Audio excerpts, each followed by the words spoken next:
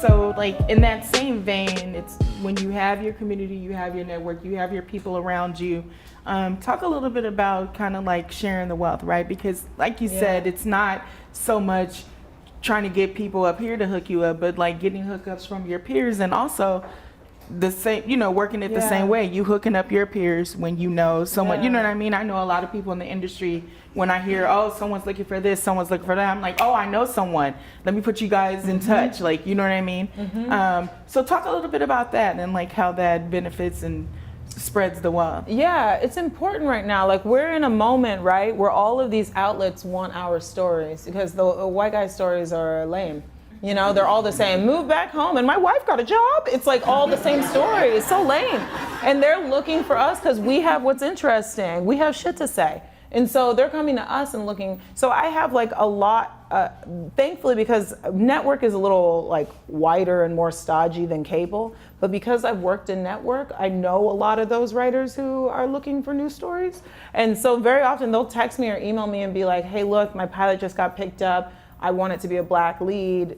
I don't know anything about Blackness, help me. And I'm like, and look, it's awkward. I don't love that exchange, but I had to get over it to help my friends, you know, because I was like, I could just shut it down and be like, it's kind of racist that you reached out to your one Black friend to ask for Blackness, you know, and I'm like, I could do that. Or I could say, tell me more about your project. I'm not available, but I might know someone who is.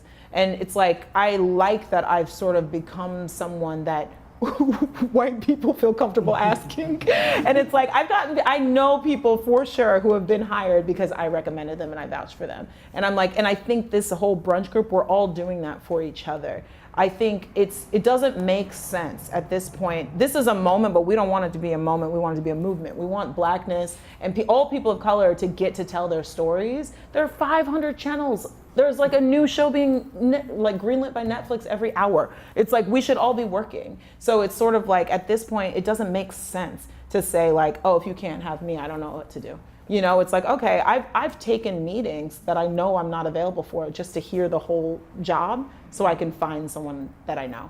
You know, and it's like, I've done that and I have friends who are selling shows based on meetings that I took that I knew weren't right for me. And I'm like, I'm going to find someone for this. I need them to find one of my friends, you know? And I think that's what you have to do because you want it to be wealth. You know, I don't believe in scarcity anymore. There's just too much TV to assume that there's only one job. So it's like we're in a period of abundance, so you got to spread the wealth. And if you're not doing it to others, then how do you expect them to do it to you? You know? Yeah. No, that's the realist right there, because I feel like the world is just circular, right? So everything what you put out there, that's what comes back to you. So I feel like that kind of wraps it all together because the people you meet, who you come across, you never know. You know what I mean? The person you being snooty and rude to might be the person you need to request a job from. Literally, you know? Yes.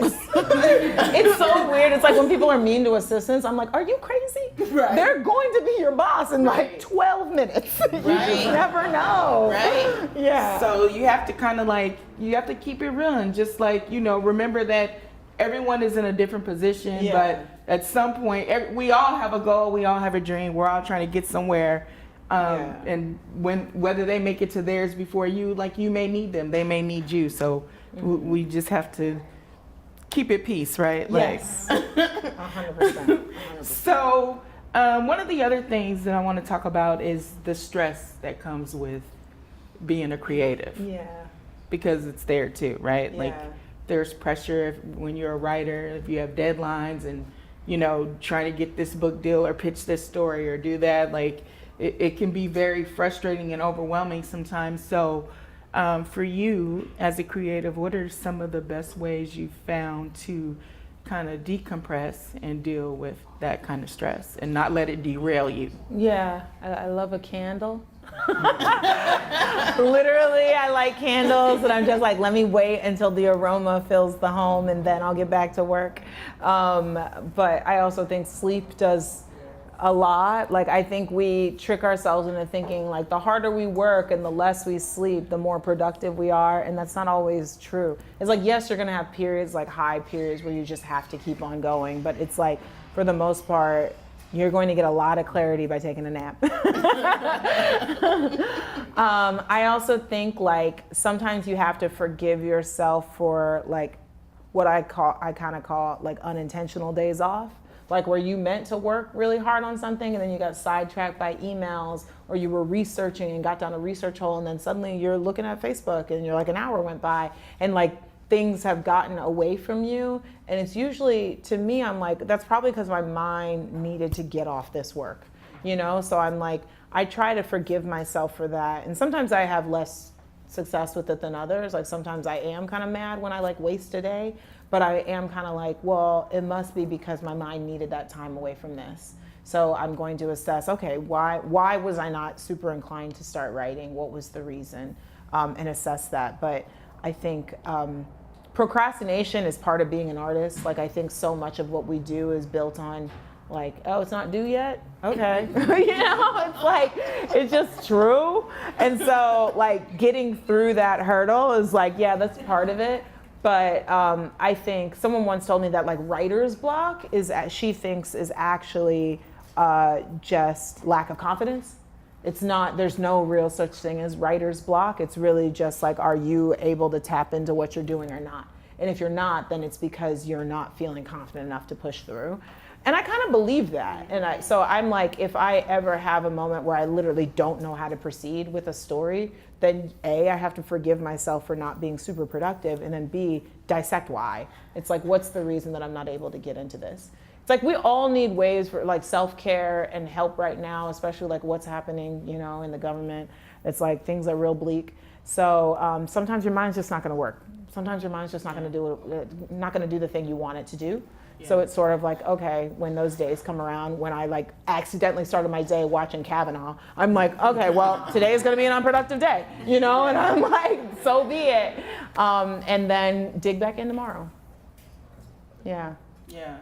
I think that we beat up ourselves sometimes, or we don't allow ourselves those moments to just let our mind be empty and just not, you know, have to dig so deep or think so hard sometimes. Even like what you mentioned about sleeping, remember like Erykah Badu was always tweeting, they sleep, we grind, and it's like promoting this. Yeah, you know, sleep when I'm dead. Like, all this, like,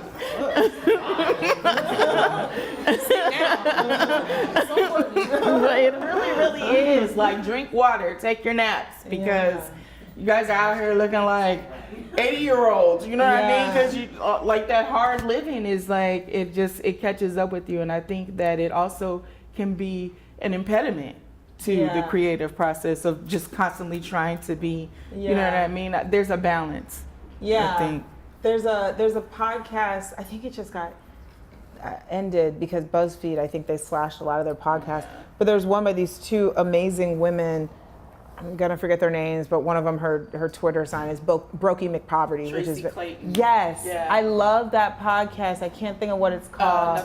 Another round. And at the end, she always says, "Drink your water, take your meds, call your person." And I'm like, that's her sign off every episode. And I'm like, yes, that's self-care. It's like we got to do that, and we can't be mad that we're dehydrated or need medication or need a friend. It's like that shit is real. And I'm like, I love that as a sign off, just like every day. Did you drink your water? Did you take your meds? Did you call your person? It's like, we need to be doing that and taking care of each other.